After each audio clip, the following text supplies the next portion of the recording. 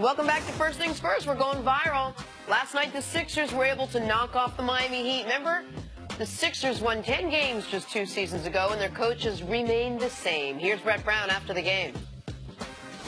We have so much more to grow and give. You're going to start playing more and more with us. These playoff experiences, as you guys learn real-time adjustments, and we sit in the film sessions, we have more to give, and we got more to grow, and we know that. JJ Redick, ring this bell, brother. Oh my God! Congrats on your first career playoff victory, playoff series victory, man. It's a big deal.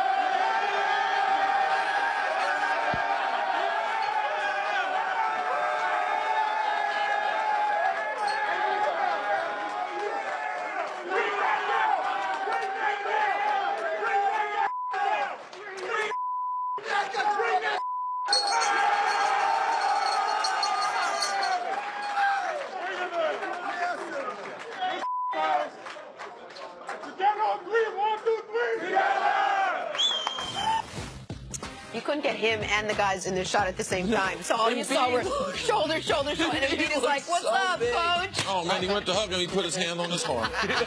Oh, go night-night. Man. And you got to know how special it is for Brett Brown, who, even though the team always said, we're going to stick with you, we're not going to worry about what your record is, we're not going to hold that against you. Man, the GM was told that as well, and the GM got axed. So the fact that Brett Brown got to experience that moment and not a different head coach who came in is awesome. Look at all the overall disappointment. Ben Simmons not getting his team, LSU, into the NCAA. Joel Embiid not doing what he was supposed to do for Bill Self there at Kansas. JJ Redick, no success in the playoffs. So they got a lot of great stories in there. Man, this victory, that was great to see. And they were going to give that bell to JJ. It is worth noting, when JJ accepted that contract with Philly this offseason, the belief was money grab, doesn't care about winning. There are winning teams that wanted JJ Redick. He chose to go with Philadelphia. Oh, now, of course, the 1 year, $22 million is what enticed him. But JJ said, I think it can be special. I think we can build something. And, I mean, I don't know if he expected him to be this good. He was right. He led them in points in this series. Most of this team thought and continues to think that they've got something special there. Yeah. And they've been trying to convince people, and now they're like, we'll just go out and win. Absolutely. I mean, what was that they put on him? Champagne? Chocolate milk? Chocolate milk. Oh, because the guys in their locker room aren't old enough to drink some of them? I don't know. I mean, you can't pour chocolate milk on the man. How do you know it's chocolate? That ain't great. That's what people are telling us. They read it in the teleprompter. Yeah, I didn't know. I didn't know it wasn't actually in the teleprompter, Jenna. He's messing with you. If you guys are telling these guys something, perhaps you can tell me too. Time for some stories to start your morning.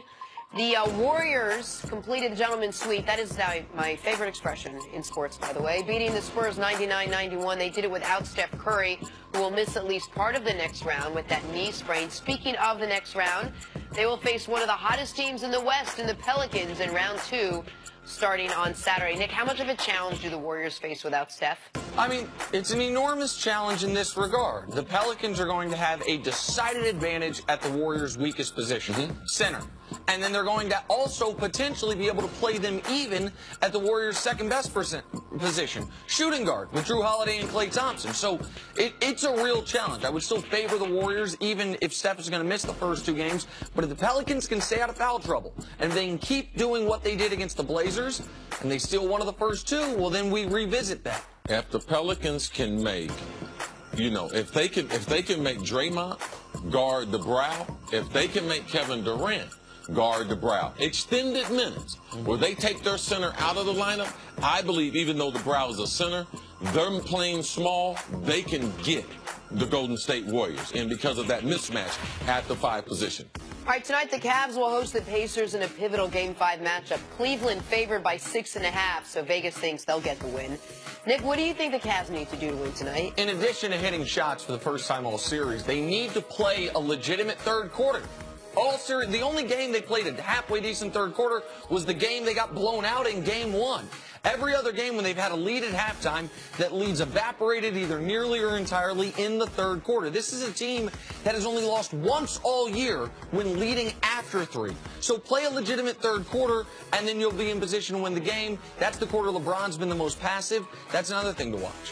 One thing I would like to see is I don't want to see LeBron play the first 12 minutes, but I wouldn't mind him seeing explode in the first quarter. I think they're a better team when LeBron sets the table compared to him deferring to the other players who haven't been dependable. Early in the game, trying to get Kyle Korver, a couple shots, I understand that, but I would not run the offense through Kevin Love. I would run it through LeBron to start the game. All right, moving on. Dwayne Wade played 30 minutes and scored 11 points in what could be his final NBA game. After the game last night, Wade said he hasn't made a decision on retirement yet. Chris, how tough of a decision is Wade facing? It's one of the toughest he'll ever face in his life. And the reason, after being a star in the NBA, like, what do you do next? There really is no job that, okay, man, that would lead to that type of excitement. So it's always tough to make. That's why you see boxers do it. You see football players, basketball players. It's one of the most important that they'll make, but I believe one of the most difficult, because you can't replace the roar of the crowd, and you can't replace the thrill of being one of the greatest athletes in the world. If he does choose to retire, he's not quite going out on top, but he would be going out after a playoff series where he was the best player on his team. In minutes Dwayne Wade played in the series, the Miami Heat won, outscored the Sixers by 4 points. In all the other minutes, they were outscored by 59 points. But if he never plays again, it is only he, Michael Jordan, and LeBron James that have that many points, rebounds, assists, blocks, steals, all-star games, and championships. He is in a rarefied era in NBA history if he never plays again. So, I mean, I'll be happy no matter what he does. If he wants to go retire and spend time with his family, if he wants to run it back one more year. All right, just when you thought it was safe to assume Sam Darnold or Josh Allen were going at the top of the NFL draft Thursday night, a wrinkle in your plans, and that wrinkle courtesy of Baker Mayfield. Adam Schefter reporting that Mayfield is now, quote, definitely in Cleveland's conversation to become the #1 overall pick. CC, would you pick Baker Mayfield if you had the top pick? If he was 6'4", he'd probably be the top pick. I believe he's the best thrower of the football. He's the most accomplished of all the players. Not talking about ceiling, not talking about floor, how good a guy can be, how bad another guy can be. As far as what guys have accomplished the last 3 years in college, Baker Mayfield has been the best. I believe his 6'1" height, they will hold that against him like they do every player that is height challenged in the NFL. Regardless of what position they play, they will drop him down. But as a thrower of the football, as far as being a good athlete, and the thing that I saw when I went to the Oklahoma-Ohio State game was people talk about, you know, him putting the flag in the field afterwards, but talking to the coaching staff, talking to the operations people, what a great leader he was with the team and the amount of respect that they had for him. Now, he's a little bit taller than Johnny Manziel, but he's got a body more like Russell Wilson. So I believe Baker Mayfield will be a star in the NFL. Listen, I don't know if he's going to go #1 overall. I do believe, personally, the Browns know what they're doing with that pick, that maybe this is an attempt to get the Broncos to trade up to #2 to create some subterfuge, because they would love, if they go quarterback 1, for the next 2 picks to be a quarterback. But what I will say is this. If Baker doesn't go #1, it, to me, will mean he was never eligible to go #1. And by that, I mean he couldn't have done more in college. He set the all-time quarterback rating mark his second to last year in college. Then he broke it his last year in college. He was a 3-time Heisman finalist, won the Heisman, got his team to the brink of a championship. If he doesn't go #1, then because he's 6'1", he was never eligible, essentially, to go #1. All right, well, Baker, we're sticking with the NFL draft here. Coming your way tomorrow on Fox, Baker Mayfield is far from the only storyline. Where will Josh Allen end up? Will Sam Darnold go #1? How far will Josh Rosen slip? To break it all down, we have Fox Sports and NFL Network analyst Charles Davis live from Dallas. Charles, thanks so much for joining us. Hey, thanks for having me on, Jenna. My first appearance with the First Things First family, and I feel like George Jefferson this morning. I feel like I'm moving on up in the world. You are. Thanks for joining us, Charles. But this is where you should stop. Just hang out with us. So, okay, so we're down to 35, 36 hours until the draft. It's shocking that there's still talk of who Cleveland might take. It's assumed that they should already know who they're going to go #1. Maybe not. Who do you think that the Cleveland Browns will take with the #1 overall pick? Well, Jenna, we're talking about it just because we don't know. I think that you've made an excellent point there, and I heard you guys talking before.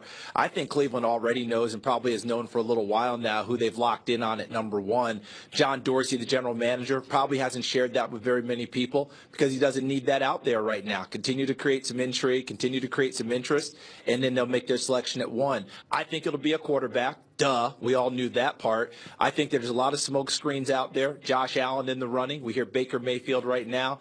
I think it's going to come back to Sam Darnold. I think that he'll end up being the number one pick in the draft because of what I heard Chris say earlier. The height challenge part for Baker Mayfield will probably give people pause at the top of the board, but I think he's probably the most dynamic quarterback out of the group.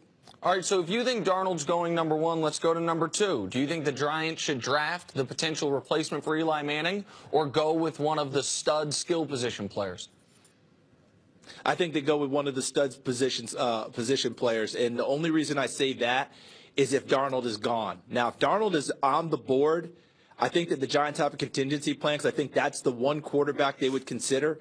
But Dave Gettleman, the general manager, I've known him since I was in high school, and he's told me ever since then, Charlie, it's always going to be a big man's game. And they got a lot of big men that are eligible right there to play. Saquon Barkley at running back, Nick Chubb at defensive end. And the Giants franchise is built on defense, so Chubb is definitely in consideration. I think they stick it to. I think they take a position player. I'm eyeing Barkley right now.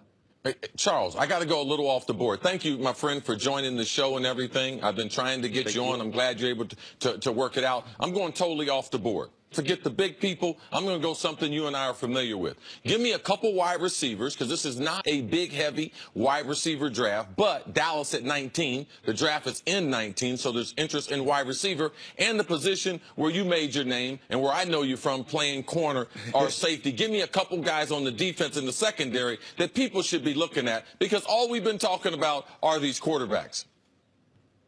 Yeah, okay. We'll start with the wide receivers, who you are very familiar with. And I still remember our great conversation in Tuscaloosa about Amari Cooper and Kevin White. And you, of course, were correct on that one. Kevin's had horrible luck as well with injuries, but Amari's really produced. But this year, it's Calvin Ridley, Alabama. It's DJ Moore from Maryland. I think Cortland Sutton from SMU is becoming a real riser in this deal, where people are looking at him and seeing him as more than just a big body pass catcher. You know, you're going to get plenty of slot guys as we start to get into the second and third round. One name to keep an eye on, Anthony Miller from the University of Memphis. This is a kid who was a former walk-on, has turned himself into a heck of a player. Second, third round guy. He can go out and make a lot of plays for you, and you know how important the slots have become in this not just the draft, but in the NFL as well. Flipping over to the defensive side, when you're talking about corners, it's a matter of what your flavor is. Is it a Mike Hughes from UCF who can return kicks as well? You know, is it a Josh Jackson from Iowa, a one-year player in terms of a starter?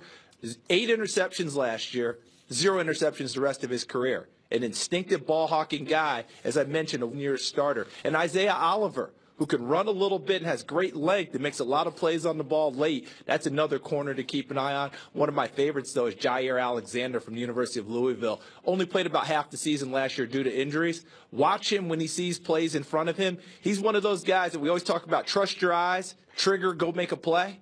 Jair Alexander is one of those guys. And, of course, the safeties is Minkah Fitzpatrick from Alabama, Derwin James from Florida State. Those are two of the big ones. But one I'm going to bring off the board a little is Justin Reed from Stanford. I think he's a ball-hawking safety. I think he can make the tackles in the middle of the field, and he'll follow in the footsteps of his brother and be a very productive player in the NFL. Charles, it's a shame you don't know that much about who's available in the draft. I'm sure those were all just guesses. Jen, I'm trying to work on it. They told me that I needed to jump my game up. I mean, so I've been furiously studying who before don't you know, Charles? That was very impressive. Okay, so earlier in the show, we talked about Josh Rosen.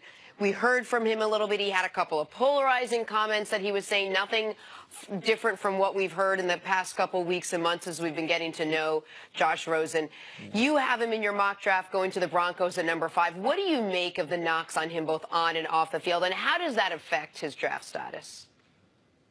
Well, on one hand, I understand what they are, and meaning, how do you motivate your teammates? Do they follow you when you lead them into the brink of a big battle? Are they the ones who are going to stand up and fight for you? That's always a discussion about a quarterback. Is he going to be that guy that people are going to follow when times get tough? Well, the problem we've had is because of the spread offenses, because of the no huddles, I don't think we create field generals the way we used to.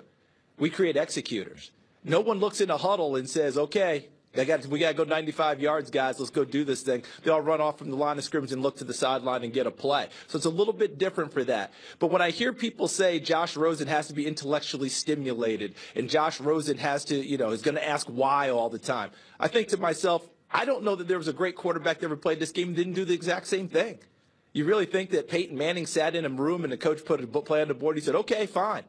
You really think that's all Joe Montana did with Bill Walsh? We can go right down the line. The great ones always have to be challenged. They always have to be stimulated. And if you're not up to the task as a coach, the great ones will run right over the top of you. So you've got to be ready to go. So I don't see where that's a real issue at all. This is the best pure throwing quarterback in the draft. The biggest thing for me is medically. He's been dinged up a few times. He's had some concussions. He hasn't finished the season twice. That's where I'm more concerned about it than whether or not I'm going to put plays on the board and he's going to ask me why. If you can't answer why, then you shouldn't have that chalk in your hand as the coach. You've got Josh Allen going 11 to the Dolphins. I have a lot of concerns about his lack of accuracy from high school, junior college, to the University of Wyoming. How do you see him translating to the NFL? Are those concerns valid in your opinion? Those concerns are extremely valid, Nick, and I'll tell you why.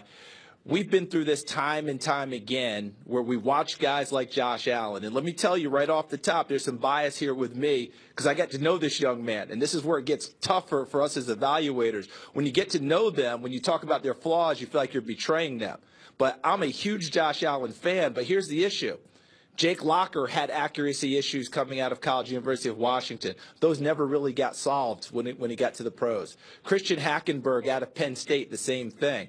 Where I think that Josh might be a little bit different is, yes, they have to work on the footwork. Yes, we got to be a 60+% thrower, but he's also a guy who throws the ball downfield. So you may sacrifice a percentage point or two if you can get the bigger plays downfield if you're equipped that way as a football team. Adam Gase likes to push the ball downfield with his quarterbacks. If he indeed gets him, he'll work on the footwork. He'll work on all those things. But it is a concern, and it's a natural, rightful concern because Chris will tell you, you don't really get more accurate in the NFL working against those defensive backs than you were in college. But what I don't see on film from Josh Allen is him two-hopping swing passes, him missing those types of throws so horribly that I really have that pause. I think a little tweak, and he can become a much better player. Plus, let's face it, in this league, if you can throw the ball through the car wash and it comes out dry, we're going to remain intrigued about you. Hey, Charles, I need you to take your vast knowledge of the NFL, go to New England, and give us as fans, what do you think New England is looking at with those 4 picks they have in those first 2 rounds?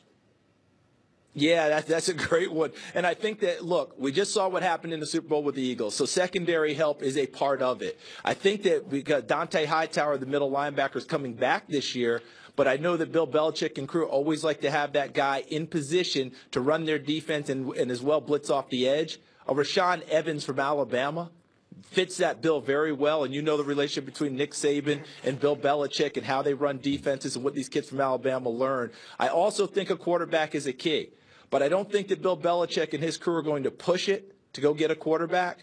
You may very well see them with 2 picks in the second round make their move then. Kyle Lauletta from Richmond is in play at that point. Mason Rudolph from Oklahoma State is probably going to be in play if someone doesn't take him at the bottom of the first. That's where I think that they probably are headed. All right, Charles, I'm going to go out on a limb and say you don't have to do that much brushing up before the draft tomorrow night. That you are well on your way. Jenna, you're awfully kind. I appreciate it. But, when we get to round 6 or 7, that's when you may call me up and say, hey, dude, you didn't do enough homework. Let's get on it next year. I don't know. Thank you so much for being up with us this morning. We really appreciate it. Thanks for having me on for the first time. I greatly appreciate it. Continued success to your show. All right, thank you, Charles. So kind. More First Things First right after this. He was great.